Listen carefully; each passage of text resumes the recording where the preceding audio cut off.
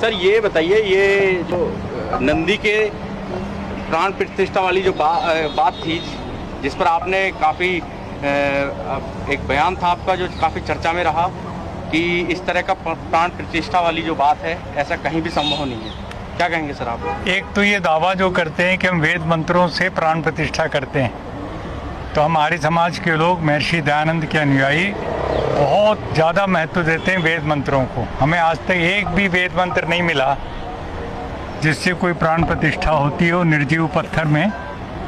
और यदि होती है, इनका दावा है, तो हम पूछना चाहते हैं कि वो नंदी हो, चाहे गणेश हो, चाहे राम हो, कृष्ण हो, किसी की भी मूर्ति प्राण प्रतिष्ठा होने के बाद एक शब्द बोल के दिखाए, एक कदम चल के दिखाए।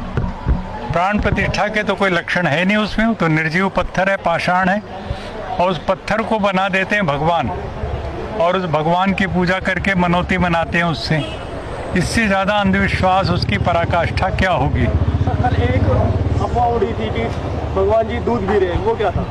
वो भी ऐसे ही है कि जैसे आज से 20 साल पहले गणेश जी दूध पीने लग गए थे, और तब भी हमने खंडन किया था कि कोई गणेश दूध नहीं पीता, वो सब का सब इस प्रकार का एक साइंटिफिक वो है, चिकना सा हो वो, तो उसमें से दूध जो है तैर करके चुपचाप उसकी पतली सी परत बन करके थिन लेयर, और वो ख़त्म हो जाता है। लेकिन दूध बर्बाद कितना हुआ, टनों टनों दूध जो है गणेश को पिलाने या नंदी को पिलाने के नाम पर, और ये सारा का सारा धर्म के नाम पर पाखंड अंधविश्वास फैल रहा है। सरकारें इसमें जरा भी कोई कदम ठीक नहीं उठा रही है।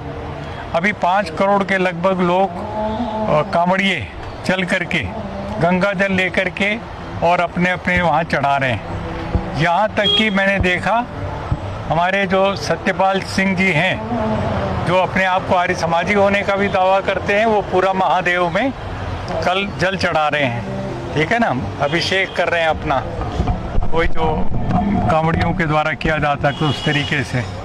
मैं समझता हूँ कि ये सारा का सारा उनके ऊपर फूल बरसाना हेलीकॉप्टर से योगी आदित्यनाथ का, और इतना करोड़ों रुपए उनके इंतज़ाम में खाने पीने सिक्योरिटी वगैरह का करना, इसके बावजूद भी बहुत से कांवड़िए बेमौत मारे गए, बिजली के करंट से मारे गए, एक्सीडेंट में मारे गए। मुझे बहुत दुख है। लेकिन ये 5 करोड़ नौजवान यदि घर से निकलते हैं और इतना लंबा चौड़ा वो सफ़र तय करते हैं, उनकी आस्था कितनी, ऊर्जा कितनी है, उसका सदुपयोग क्यों नहीं होता? उनको पेड़ क्यों नहीं दिए जाते, पीपल के, बड़ के और किसी, ताकि वो पेड़ लगाएं। इस मौसम में पेड़ लगाने से का बहुत बड़ा पुण्य है, लाभ है, और वो हमारे पर्यावरण को भी ठीक करेगा। इस तरह का नशे के खिलाफ वो नारे लगाते हुए चलें, शराब बंद करने के बारे में। कई लोग तो खुद ही नशे में होते हैं। अब ये सब चीज़ों को यदि हम लोग उठाते हैं तो ये 5 करोड़ नौजवान देश में परिवर्तन ला सकते हैं, पैदल चलते हुए हरिद्वार से दिल्ली जयपुर तक जाएं। इस तरह से हमने आस्था का दोहन किया, अंधविश्वास फैला करके, जो हमारे संविधान के आर्टिकल 51 के खिलाफ है।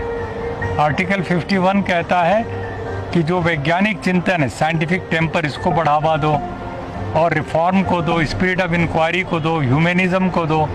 लेकिन उसके ठीक विपरीत जा कर के हम लोग अंधविश्वास में जकड़े जा रहे हैं। कभी गणेश जी दूध पी रहे हैं, कभी नंदी दूध पी ले रहा है, और सरकारें बड़े आराम से उसका लाभ उठा रही हैं, अंधविश्वास।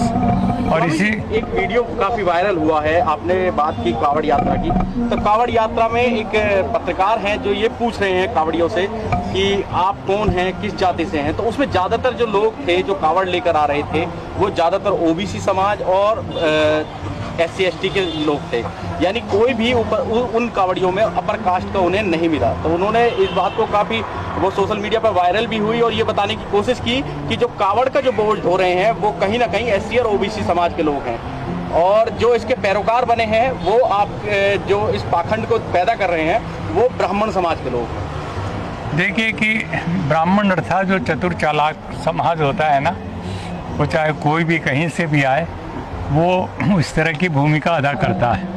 और एक बार ये सब बातें बता कि जैसे अभी आपने शुरू में पूछा प्राण प्रतिष्ठा, और तुम पत्थर में प्राण प्रतिष्ठा कर सकते हो, मान लिया 1 मिनट के लिए, तो अपने मरे हुए बाप को क्यों नहीं जिंदा कर लेते? ये झूठ क्यों बोल रहे हो इस तरह का? बड़े बड़े मंदिर क्यों बना रखे हैं? मंदिर में देवता भगवान नहीं होते, मंदिर, सबसे बड़ा मंदिर हमारा हृदय है। हमारी आत्मा है, उसमें परमात्मा सर्वव्यापक सर्वशक्तिमान निराकार विराजमान है। हमें कहीं बाहर जाने की ज़रूरत नहीं, अपने ईश्वर को ध्यान में करना है, उसके सत्य प्रेम करुणा के गुणों को अपने अंदर जाओ, ध्यान करो और अधिक सत्य की ताकत पैदा करो, न्याय की ताकत, और जो असत्य और अन्याय से टकराओ।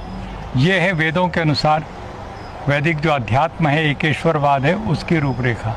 ऐसा न करके एक बिचौलिया बैठ जाएगा मंदिर में या चर्च में या गुरुद्वारे में या कहीं पर भी मस्जिद में, और वो बताएगा कि ऐसे अल्लाह का वो करना है, तो ऐसे खुदा का करना है, तो ऐसे गणेश जी का, ऐसे राम का। वो बिचौलियों ने एक तरह से कब्जा कर लिया है पूरे लोगों के दिल दिमाग के ऊपर, अंधविश्वास का सहारा लेके।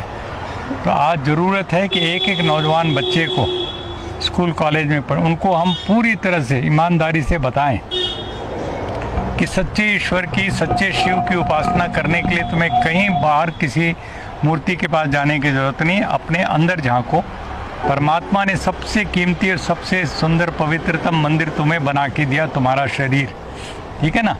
अपने माता पिता जो जीवित हैं उनको भगवान का मूर्ति समझो, उनकी सेवा करो, न कि किसी पत्थर की। तो ये है हमारा अध्यात्म जो वेदों पर आधारित है। इस तरीके से यदि हम चलेंगे तो ये व्यर्थ की कांवड़ यात्रा हुई और दुनिया भर की अमरनाथ यात्रा हुई और वैष्णो देवी की यात्रा, अभी केजरीवाल सरकार ने और 8-10 लिस्ट जारी कर दी, वहाँ भी जाओ, मुफ्त में खाओ पियो और ट्रेन यात्रा करो।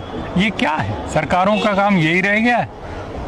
हाँ, आपका काम है जनता को अच्छी शिक्षा, अच्छी चिकित्सा, अच्छी सड़क, अच्छी बिजली, ये सब चीज़ें मुहैया कराना, भ्रष्टाचार बेईमानी बंद करना।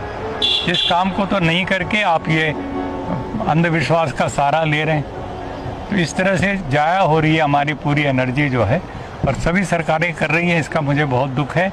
ये संविधान की भावना के ठीक विपरीत जा कर के सब काम हो रहा है। जब लोग सत्ता में नहीं होते, विपक्ष में होते हैं, तो मुद्दों की बात करते हैं, और जब सत्ता है, सत्ता पक्ष पर मुद्दों से हटकर चलने की बात करते हैं। लेकिन जब सत्ता में होते हैं तो धार्मिक भावनाओं को लेकर सामने आ जाते हैं। तो ऐसा क्यों सर?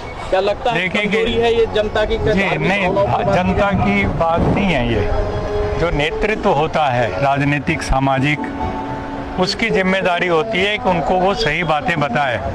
जनता तो बहकाई जा सकती है किसी के द्वारा, वो रोज़मर्रे की तकलीफ़ों में इतने उलझे हुए हैं आम आदमी, उसको कोई इधर उधर बोले थे यहाँ देवता को पूजा करने तुम्हारा काम हो जाए, वो करने लग जाता है। लेकिन जो मिनिस्टर, चीफ मिनिस्टर और सरकारी तंत्र है, उसकी जिम्मेदारी है कि मीडिया की मदद से सच्चाई को फैलाए और झूठ और पाखंड अंधविश्वास को दूर करे।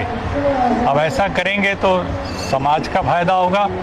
और ये जो सबसे बड़ा भ्रष्टाचार तो ये हो रहा है कि हर आदमी सुबह जाता है किसी न किसी देवता को प्रार्थना करके कहता है कि ये मेरा काम हो जाए तो मैं तुम्हें इतने और प्रसाद चढ़ाऊंगा। मतलब रिश्वत दे रहे हो, कोई परमात्मा को तुमने रिश्वतखोर थानेदार बना दिया, ये गलत चीज़ है। इस तरीके से हमें ईश्वर की सच्ची उपासना सिखानी चाहिए, न्याय पर चलने का रास्ता सिखाना चाहिए।